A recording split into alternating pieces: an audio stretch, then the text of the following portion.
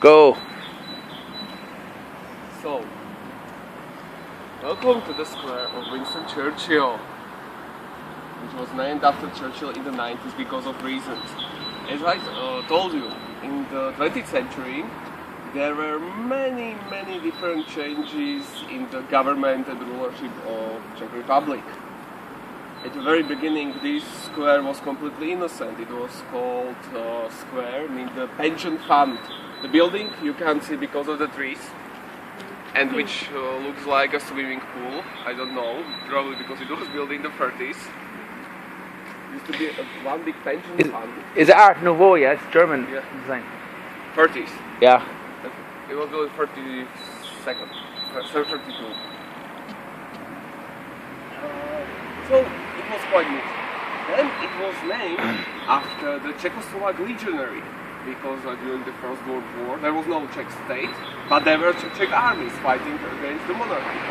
So then there was later, and they were all the heroes, because we need to create our heroes.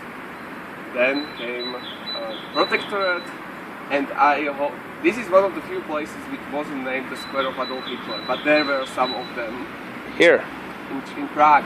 Really? Czech Republic, Czechoslovakia was broken. Yeah. Czech Republic was occupied by the Nazis. Yeah. Even for 6 years before the invasion of Poland. Yeah. Then the communists. There was no pension fund, which could be obvious. This was the House of Trade Unions, and it was named about the heroic communists. Yeah. And then in the late 80s, in the 1989, the communists fell. Czechoslovakia again split, and they're thinking like, how should we name this square again? And my line of reasoning is that they need somebody very important and well known, because the other building on this square is the University of Economics,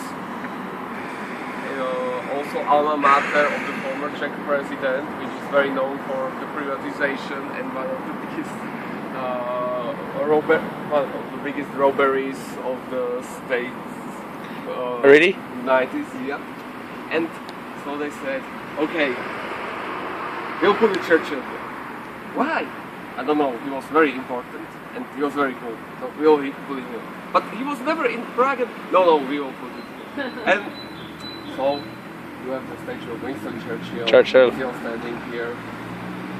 It's the second statue of Churchill in Prague. Okay. There's another one near the British Embassy. Yeah. So Winston Churchill was never in Prague, as far as I know. But still, he has two statues because he's that cool.